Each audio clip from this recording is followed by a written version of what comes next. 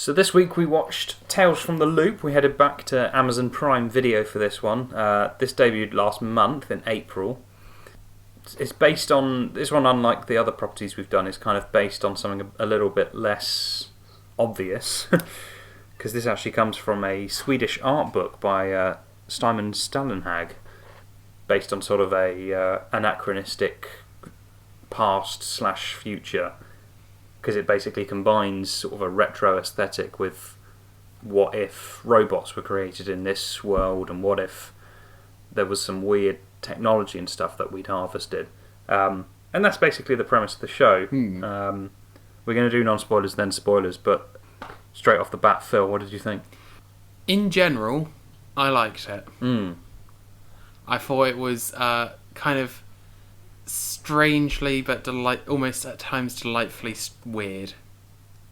But I thought it was very interesting. I was expecting it to be more of an anthology series, and it does have some continuity between each episode, which is why we're going to do spoilers, non-spoilers for it.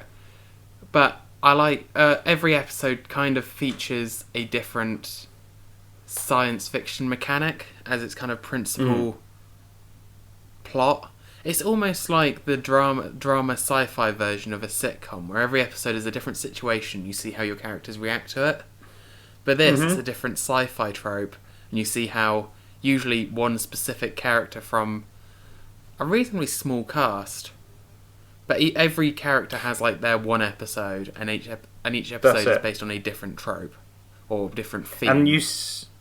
And each episode, the next episode on of every episode kind of picks up from like more of a background character as well, which I find really interesting. Well, that's the thing, and you'll see these characters dotted around all the other episodes. And then I didn't actually realise till a few episodes in that there was going to be some kind of continuity, and that almost is very interesting because these characters are just in the background of these other scenes, but you think, oh, they've experienced that already. So yeah, it's a very interesting way to do a show. I loved it. I think it was brilliant. It seems like it's not one... It doesn't really fit into our podcast's kind of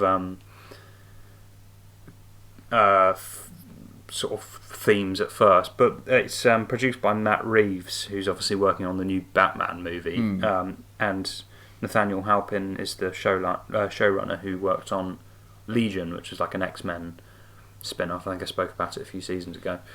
So they're both very talented people, and I think it's a very creative way of adapting an art book. And the fact that they keep the kind of cinematography of the book, I think, looks incredible. I think the show's production design is beautiful, and I think like the landscapes and the way they shoot things, and like the fact that you've got like these retro shots with kind of just big robots looming in the distance and stuff like that, I think it's a really cool aesthetic that they absolutely nailed. Production value I thought was excellent, which I was a little bit hesitant about coming back to Amazon at first, because I've seen a few shows on Amazon. Obviously we spoke about Good Omens, we're going to speak about The Boys in a couple of weeks, and I started watching Hunters as well. Usually their production value isn't incredible, I don't think. No, and it's a very interesting, because when I was watching this, I was thinking back to some of the comments we made about shows produced by Amazon in our Good Omens episode, and thinking about how this went against a lot of the things that we'd said. This feels more... I don't want to say it feels more Netflixy, but it kind of does a little bit. I don't know, because the thing is, this was so... Just leave the... I don't know, it's very difficult, because my feeling was that this, if it was more Netflix, they would have forced in a bit more of their Netflix visuals for a show, because whilst this is sci-fi, it almost fits into that timeless quality that we had for I Am Not Okay With This. I'd be very interested to see, like Netflix may have suggested, like, why don't you include some of these visuals from Stranger Things? Yeah. And going back to what we were saying about I'm Not Okay With This as well, I think this gets a pass because it is pretty much set in the 80s, and so is the original art book. So I don't feel like it's using the retro aesthetic just for the sake of its own narrative, just for the sake of its own. And the difference as well is this kind of designs it and sticks to it, whereas I'm not okay with this. It's like, oh, but we still want them to use phones and text each other. Yeah, exactly. I liked the fact that they don't have phones in this, and yet technology is quite a big part of it. But it's technology that a lot of people don't understand in this. I was really dubious going into this show. Yeah, I think out of the entire list of shows that we'd lined up to do for this, every time I mentioned Tales from the Loop, you're like, that's Phill. He forced it in. Phill really wanted us to... I'm not convinced. It's your show this week, Tales from the Loop. Well, I was dubious as well on that opening for the first episode. Again, this is non-spoilers, but in the opening of the first episode, you get a little bit of a monologue from Jonathan Pryce, who's probably the biggest star in this show, which I think says a lot, because Jonathan Pryce he's very good, but he's like, considering he's the biggest star in this, it's not like it's over Hollywood kind of. No, the only other person I actually recognised was Paul Schneider, and that was from Parks and Rec. And Rebecca Hall from Iron Man 3 as well, who I thought was really good in it. Oh, of course. Yeah. But yeah, no, the Jonathan Pryce intro where it kind of sets up the show, and he says like, "Oh, you're not going to believe what you see," kind of thing. And I'm thinking, oh, come on, you can't start a show with "you're not going to believe what you're about to see" in 2020. It felt very Twilight Zone. We've had Twilight Zone, we've had Black Mirror, we've had like countless shows where we're not going to believe what we've seen. But getting past that intro, it actually settles into a really classy, low-key, well-paced show that I think has a gorgeous sort of very minimalist piano score. Again, I think the visual storytelling is brilliant, and I liked the characters writing themselves.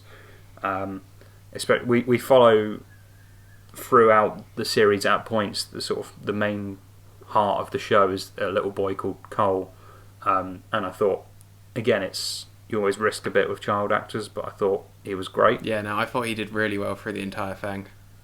And the fact that you've got this kind of small town that you focus on sort of a couple of characters from this town, and the fact that they're all kind of interrelated at parts, I think really makes it a really heartfelt show. And I found it really emotional. I watched the finale this morning just before recording.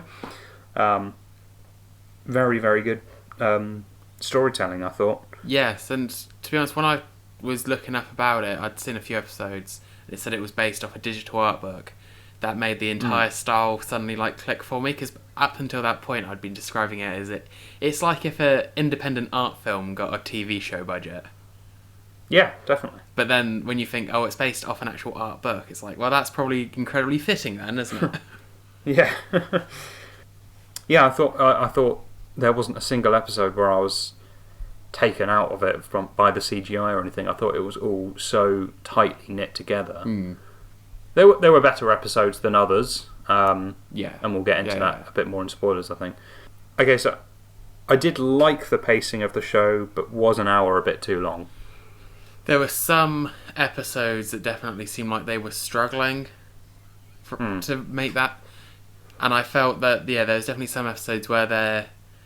obviously the music was really good, but the piano would be playing lightly in the background with an incredibly slow panning shot or something like that.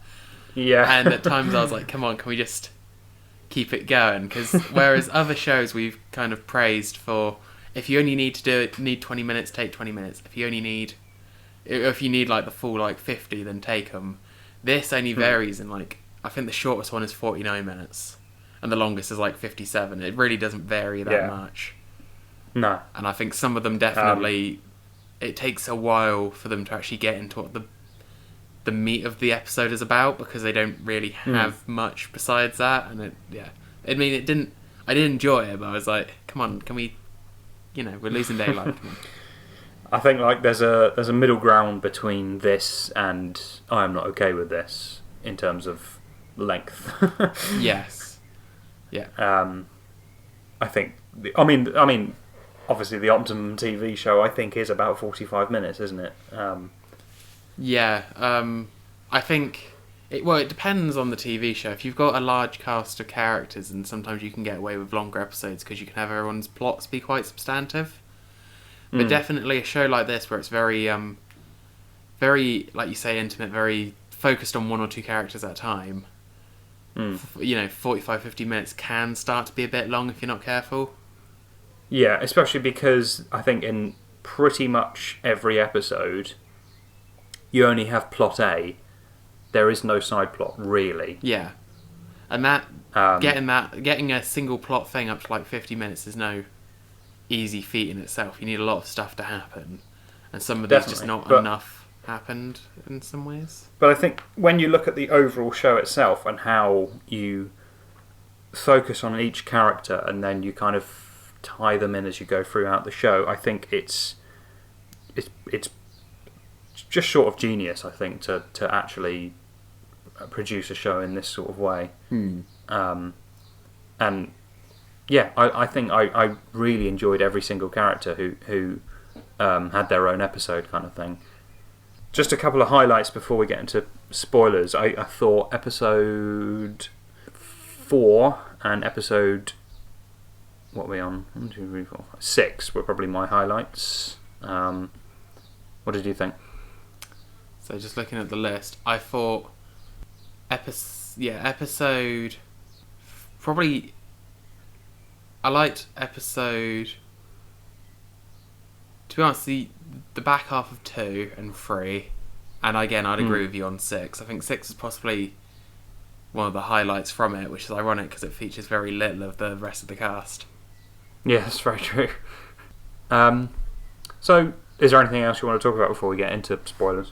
No, I'll just say, if you've not seen it, just pause the podcast here, go watch all 8. We'll see you in 8 hours, and then come back and join us for spoilers, because it is a show you can really, really get into. I don't think you should binge it like we did. No, I I did one a day, and I think that kind of worked. I had to do 2 a day on a couple of days, obviously, to squeeze them all in. I'll say that. Well, I'll say which episode in spoilers, but there was one episode where I was intending to do 2 a day, but after just watching one, I was like, I don't want to do another one tonight. Yeah, I think that's the thing. It's in a way, it's kind of. I never really got that far into Black Mirror, and this is kind of similar. I think it's a little bit. I think imagine Black Mirror, but it focused on one story and carried on within the same story throughout the entire season. Yeah. And I don't think it's not as pessimistic either. It's not as cynical as Black Mirror. I think it's a much more optimistic series that speaks a lot about. It uses the kind of technological plot devices, but I think it uses it to kind of tell a bit more about what makes humans than that. Yeah, no, I definitely felt like at times the show was saying ha, got you. You thought this was going to be a sci-fi show, but this is a very emotional, character-driven show about the nature of reality, and it's going to make you think about things. And I was like, damn it.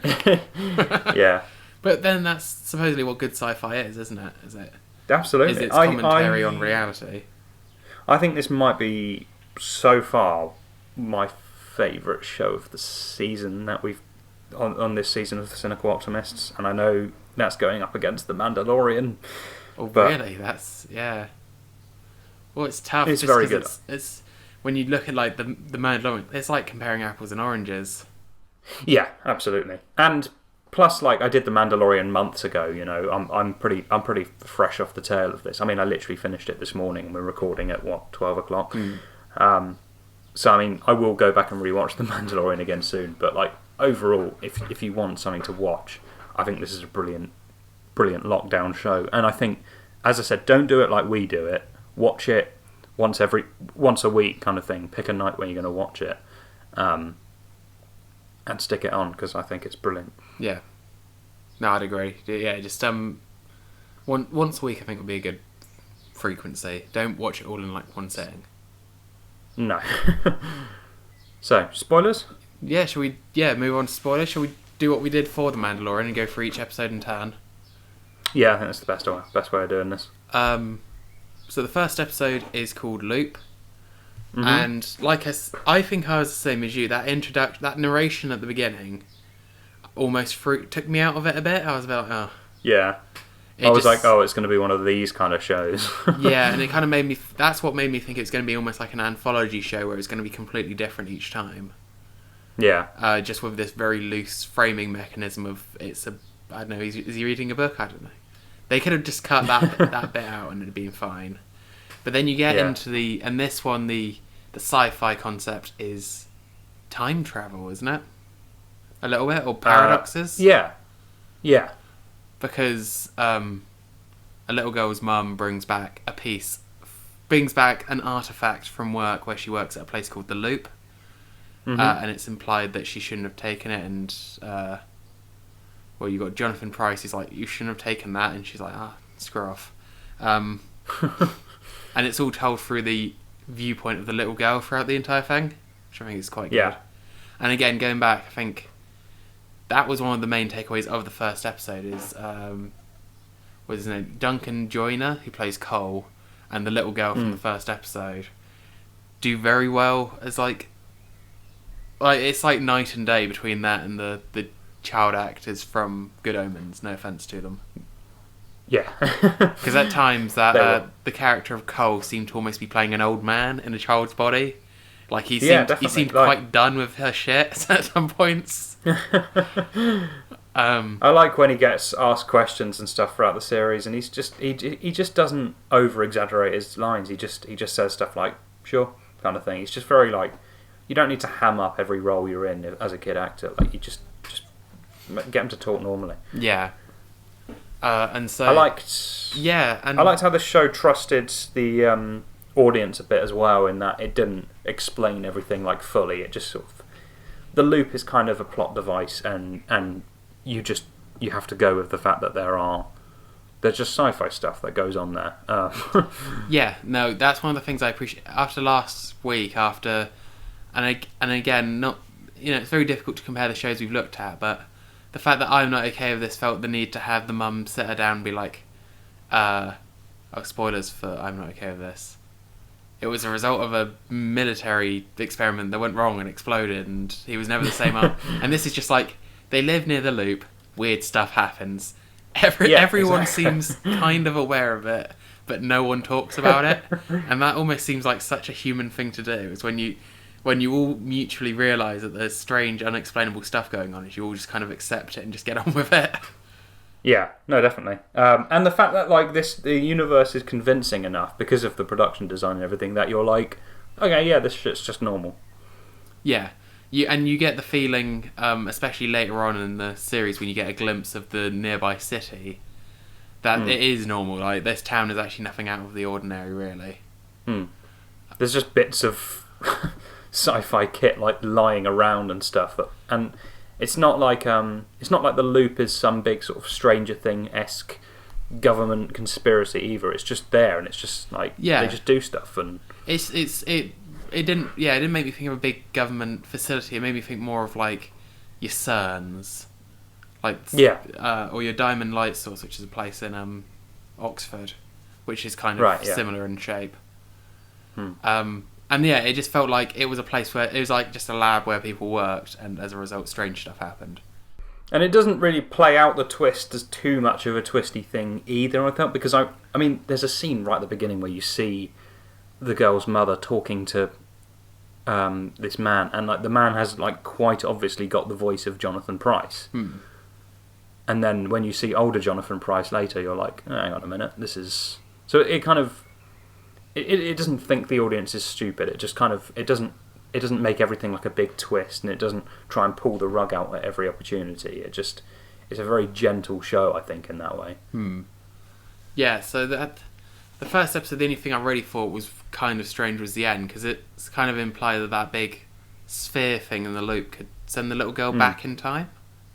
And obviously it's the whole thing of the paradox plays out, and she encounters her present self and stuff like that, and I thought it was quite clever, and because obviously, and again, going back to one of these sci-fi things are usual to the point where people just don't pay him much thought, and obviously, Rebecca Hall's character almost thought it was a dream, the whole experience, until she started getting like the nudges of it, and then she kind of instinctively knew where to go and knew where to be, and because obviously she'd done it before. Yeah, it's all very clever. And I thought it was just quite a good story to start off with because of the ending. It could be a standalone story compared to some of the others. I agree, but I think also this and the last episode are bookends, aren't they? Because you have similar stuff that picks up in the first one that ends. You've got a kind of time travel story, and you've got like a couple of emotional moments which pick up here and then tie nicely into the end. But before we get to the last episode 2 is Transpose, where you pick up on Cole's brother Jacob and his best friend Danny, and they come across some weird shit in the woods. And to be honest, the back half of the series does this less, but it was a little bit. The first few episodes seem to be they find weird shit, and like is every metal structure just around the town going to do something strange? But luckily, the last few episodes seem to back away from that a little bit, which was kind of refreshing. But no, this one they find. What do they think? They think it's a sea mine or something, don't they? Yeah, it's a body swapper. And swaps your bodies of the nearest person.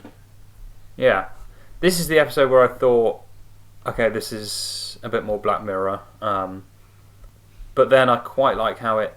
Again, what I like about the show is that it does these kind of big sci-fi twists and stuff, but then it doesn't just say, and that's where the character ended up. You actually get a continuation from these characters in later episodes, which I think is really interesting. Yes. I like the fact that it was.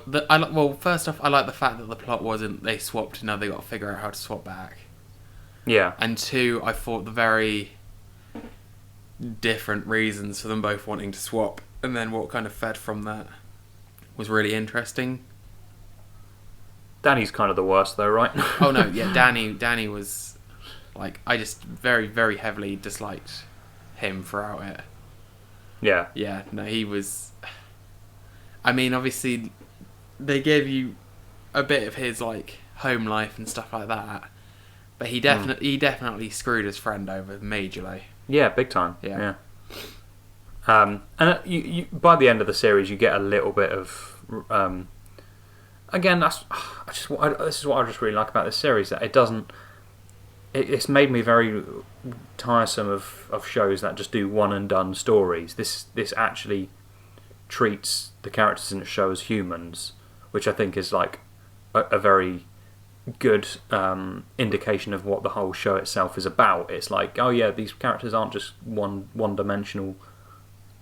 A thing happens to them and then they're out of the sort of storytelling world. It's like, oh yeah, this character starts here and he ends here, kind of thing, and it carries on past that, I think, for a lot of these characters.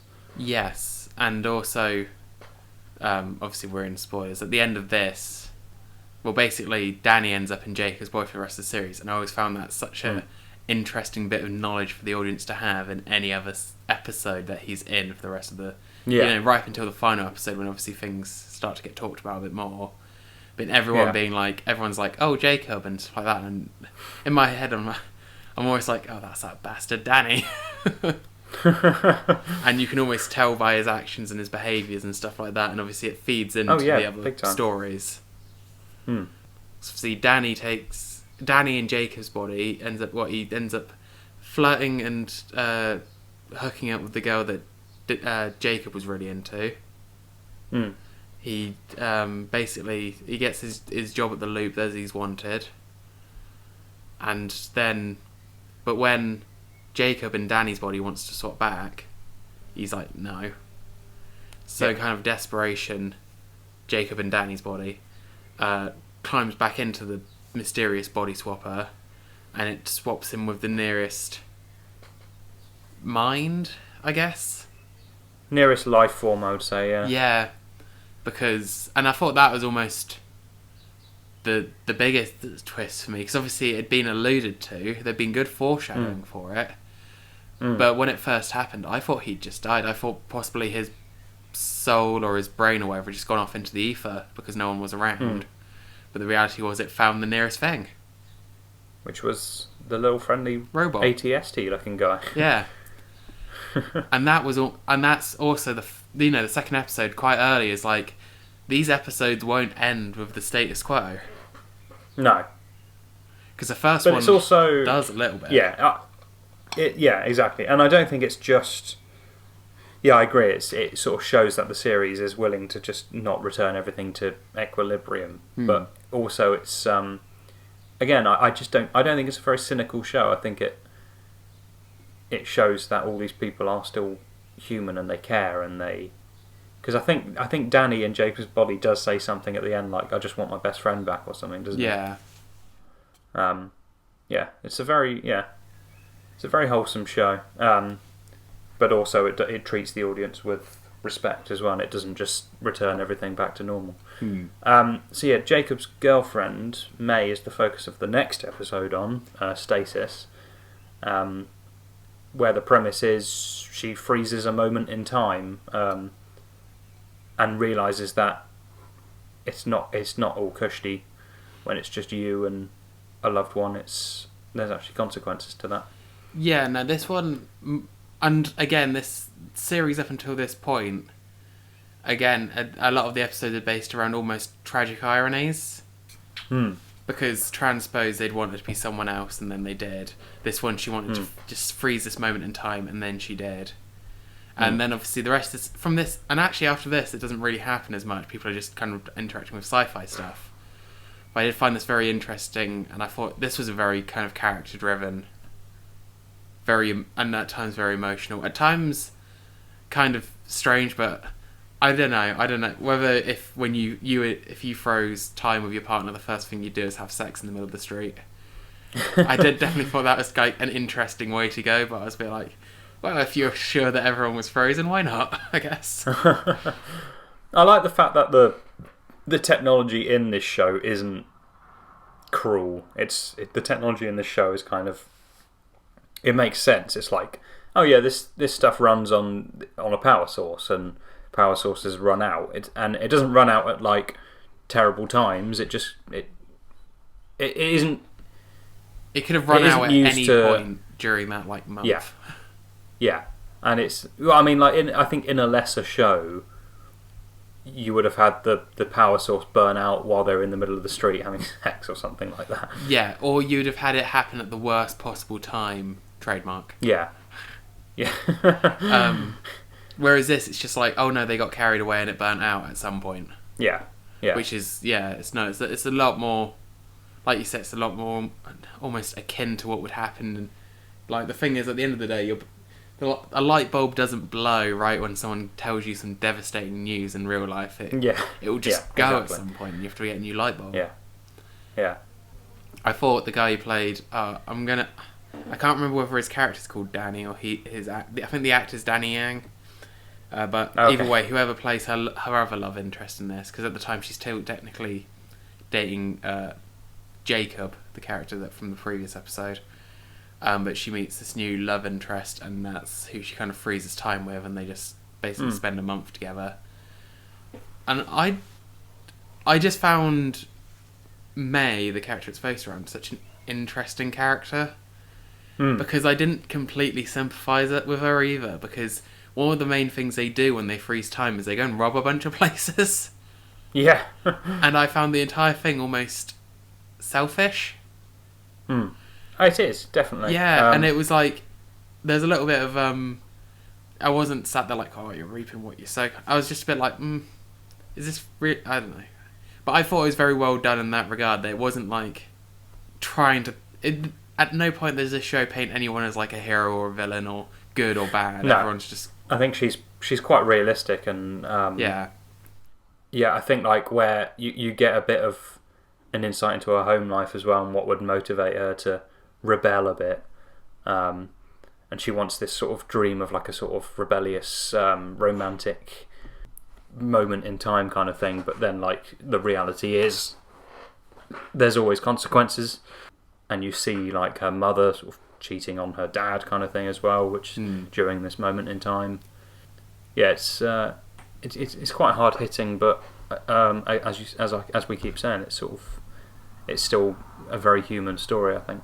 Yeah, and that whole the bit at the end when she does find out about that, I thought that entire thing was very interesting, because obviously she was judging, but then she couldn't judge, and then she just sees like almost how happy her mother is compared to how happy she'd seen her recently at home, and it was all just very, and it was not like, and it wasn't even as if she had to have a monologue being like, God, at first I thought, like, it was, you could just see it in like the acting and obviously the actions, and like you said, it's like, the end, it's trusting the audience to kind of get it. Moving on to Echosphere. This was directed by Andrew Stanton, who did WALL-E. Oh, really? Which is one of my favourite Pixar movies. But yeah, again, I think this one was probably one of my highlights of the series. This is the one that really focuses on Jonathan Pryce's character, this as well as Cole. Yeah, this was the one where I was planning to watch 2 that evening, and after this one I had to stop for the evening because I was like, I can't watch another one after. That was just that was a bit much. Yeah. Because again, it's whilst the sci-fi thing is a chamber that you yell into, and the amount of echoes represents how much longer you've got to live, which is a bit dark in itself. That's really only really secondary to what the main plot point, which is obviously the kind of Jonathan Pryce's character coming to terms with his own mortality, and as a result, Cole coming to terms with the mortality of those around him. Absolutely, and like how Cole sees all the technology around the town and thinks that, hang on, we can stop death here, kind of thing. But like that's a very childish, optimistic way of seeing it, whereas all these characters who have grown up in this world know that there's no stopping these things at the end of the day. And it's saying that even in this sci-fi world where anything is possible, there's still things that are inevitable. Yeah, and it's this is very well paced. Like I think that you have like a very good dynamic between the grandfather and the grandson at the beginning, when they've got the sort of jokes going on and the pretend shootout kind of thing, and they really use the pace. I think this was the best paced one because they really used the time to actually build the characters, and they build. And the thing is, whilst they build a good relationship between obviously Cole and his grandfather, George, Paul Schneider's character, very clearly has some animosity towards his dad because of when he was growing up, his dad just spent all his time working at the Loop and wasn't around, and now he's around there for his son, which obviously he's pleased about. But you can just tell by the way he like plays it that he's like, yeah, all right, I guess, cool. He's not thrilled. It's very well done. And you revisit some of those elements later on in the season. Okay, so what have we got next? Episode 5, Control. Probably the weaker of the season, which doesn't necessarily mean it's bad. Yeah, so obviously I'd have to look up the actor's name who this is based around. This is based around Danny's dad. I felt like out of all the stories, this felt almost the most stereotypical in terms of its character arc. Person feels weak, gets synthetic power up to make him feel strong again. It actually shows him to be weaker, so therefore he gets rid of it. And I think that this, out of all the stories, is the one where I've seen done before. Yeah, and a little obvious at times, but like it's also, I think like fleshing out Danny's family is a bit more is obviously a bit of an emotional punch. It seems to be all going south for this family. It just adds extra dimensions to that second episode because obviously things weren't great for anyone in that family, and therefore that's why Danny was so keen to like become someone else. Hmm. But also it kind of almost highlights him, again, being selfish for it, because no one in that family was doing too well, but he just went and did something that's just made everyone feel worse, almost. And everyone in the neighbourhood as well. Yeah. So I thought the robot for this, again, they're kind of all based on artistic designs, but I was very surprised it did not fall over, because it was a very top-heavy robot. Yeah. But basically, Danny's dad sees somebody using a robot where you wear a glove and you can basically, the robot will do as you do.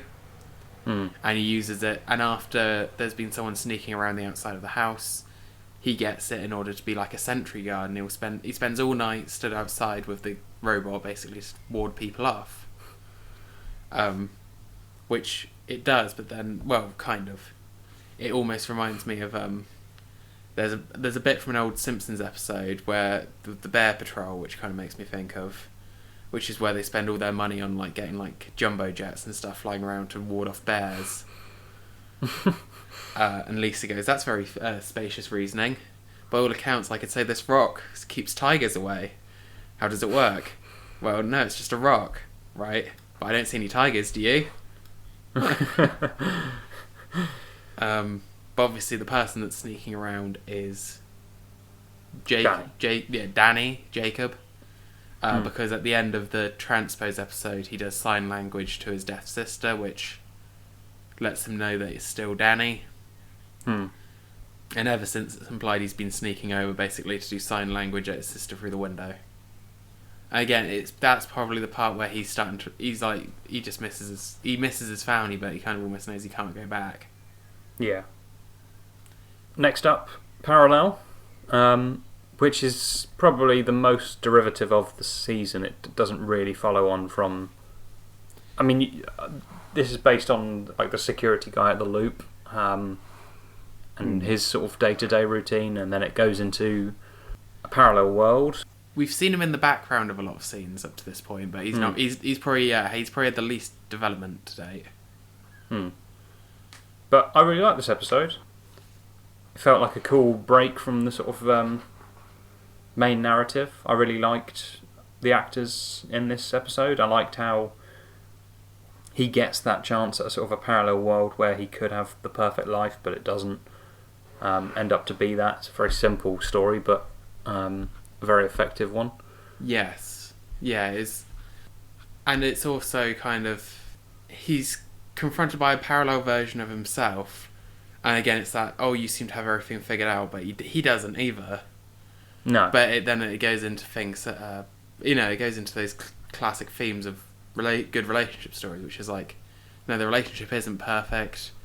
Like, I've not necessarily a better person than you because I found someone. I've just got someone I can, we accept each other for our flaws. Yeah, I thought it was a very good story. And again, it's another one where at the end I was like, is it just gonna so happen that he's gonna get frustrated, go out to the field, and it's gonna be like, oh, here's the portal back home? But it isn't. He just completely leaves, and he's now living in the parallel world with just almost like a fresh chance to do whatever. Yeah. Because he just doesn't show up again, obviously, in the series. Cause, it's very... I think this is one of the more optimistic episodes of the series. And I like how the rug pull in this episode isn't... you kind of almost forget that... what's his name? Is it Alex, the love interest? I like how it sort of... You go along it and you don't really think about Alex being like this cheating kind of guy, but then at the end, the parallel world version of Gaddis just says to him, like, I mean, look at Alex. He obviously cheats with everyone at every sort of given opportunity. Like he's not your dream person, and that's the rug pull kind of thing. Yeah, you don't really sort of realise it until it's vocalised. Yeah, and it's a rug pull in that.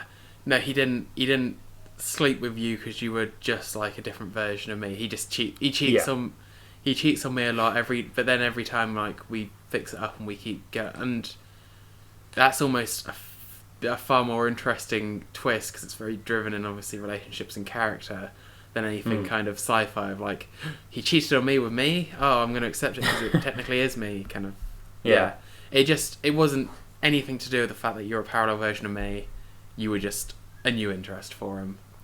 And like, I think when he decides to sort of go and start a new life, he bumps back into a character who we saw in the original world called Kent. And like, yeah, Kent's obviously not he doesn't appear to be like the dream man like in the way Alex was, but like he's got similar hobbies and he's got a similar personality, and like they get on properly. Yeah, and it almost links back, because obviously when he bumps into Kent the first time, it's just a very awkward, and to be honest, that was quite well written and scripted, I think, because I think that is the kind of awkward small talk when you meet someone, isn't it? But it then links back to actually at the end, it turns out Kent has all these similar interests, and it's almost like again, it's another one of those ironies that like if he'd given him a bit more of a chance right at the beginning of that episode in the regular world, would he have found out about those interests and been like, oh, actually? But then I suppose it's his growth, isn't it, throughout that episode, that at the end he then realises actually this person's actually pretty good. Yeah, no, I thought this was a brilliant sort of standalone episode. So then the next episode, again, I don't think it was one of the best ones, but had a bit of survival horror vibe to it, which was quite fun. Yeah, this one definitely seemed almost a bit clunky, because I was expecting the entire thing to take place in the past, but then about halfway through you go back to the modern day. Yeah. How long did it take you to realise what the story was about? As in, like, to realise it was the origin of the robot arm? Oh, when he got his arm amputated. Oh, really? It took you that long? Yeah. Because it wasn't characters that I recognised, and it looked like it was taking place in the past of, of this, like, fictional world. Yeah. I immediately was just like, is this how he loses his arm? And then he got bitten by the snake, and I was like, yeah. Yeah, I didn't put that together until later, because he's not called George until way later on in the episode either, is he? But yeah, no. I quite like how it fleshed out the dad a little bit more, and I quite liked there was a couple of little setups for the finale as well in this one. Yeah, but more than anything, possibly, I don't know, this one possibly was the weakest for me, actually. Like, it was interesting enough, but there wasn't really any standout bits from it. It was just, this is how he lost his arm. Yeah. And and a bunch of setup. His friends were terrible people. Oh no, his friends were dickheads. They were the real monsters of this series. Yeah, they were the villains. Yeah, we were saying that this was just showing people as not good or not bad. Those people were bad. Yeah, they're real bad. I quite like the ending when he goes back and he sort of takes off his arm and the two of them have a little bit of relationship there, like the original robot and George. Yeah, no, I thought that was an interesting way to go with it. A little bit of me was like, a little bit annoyed that after all these years he went in the evening with no supplies or anything after what happened, and then he just wanders over and is like, "Oh, hi there." Like, I possibly it's me just being a bit too. It's definitely a nitpick, but I was a bit like, surely you take at least like a rucksack with stuffing with you. And I don't know. Okay, just giving it credit where credit's due on that one as well. Even though it wasn't the strongest episode, like I think again the core cast was all pretty damn good. I think it's a good sign of good direction overall from this series. Yeah, because everything kind of gels with what you've learned up to this point. Yeah. And also it's this series we haven't mentioned yet, but it's all written by one person. Yes, that's right. So that's also very good, because clearly he mapped out very thoroughly. Yeah, this is the guy that did Legion, I think. And I did watch a bit of Legion, which I didn't love it, but I liked it a lot. I think like the pacing of those episodes weren't as thought through as this. But yeah, no, generally the writing is exceptional. This last one's directed by Jodie Foster, and I thought this was a really good episode. It serves as an epilogue to the season. I found it very emotional. And this one again, it sort of doesn't have huge amounts of sci-fi elements to this. Yeah, no, this one was almost a bit tragic for me. Like you say, very emotional, and just, I don't know, part of me with the name of like home, and like I think the synopsis it has is like he tries to reclaim the lost past or something. I went into it almost a bit stupid because of what the rest of the series had done, thinking that it was going to like somehow resolve everything. And then very early on, it's like, no, nothing's getting resolved. If anything, everything's getting far worse. Yeah. Like, oh. All right. Yeah, poor old Jacob. Yeah, no, poor Jacob and poor Cole. Really, but then again, it almost goes back to what we were saying about the early episodes. Somebody that's so intent on doing one thing that they end up doing the complete opposite. Yeah, because he was so intent of like fixing Jacob. Because if he got Jacob back into his real body, that's at least something that hasn't changed for him, and that's such a that's such a human thing, is to not want anything to really change sometimes, or to try and reclaim something that was good in the past. But the fact that obviously what happens to Jacob, and then he steps over a river, which again, one of those really strange things. Like, if you step over the river whilst it's forward, you get pushed like 30 years in time, which is very confusing. I mean, that river's obviously like has got some chemicals in there or something, isn't it? That's come from. You'd think there'd at least be a sign somewhere. Yeah. Yeah, and then he obviously comes back, and then kind of he has to continue whilst everyone else is kind of like aged around him, and obviously a lot of the fact that he didn't want change, he's now come back to a completely changed world. Poor Colt, but also poor Loretta as well. Rebecca Hall's character, I think, has to endure pretty much the loss of her entire family. Yes, because they do just like almost like a montage, isn't it, of like what's happened whilst he's been away.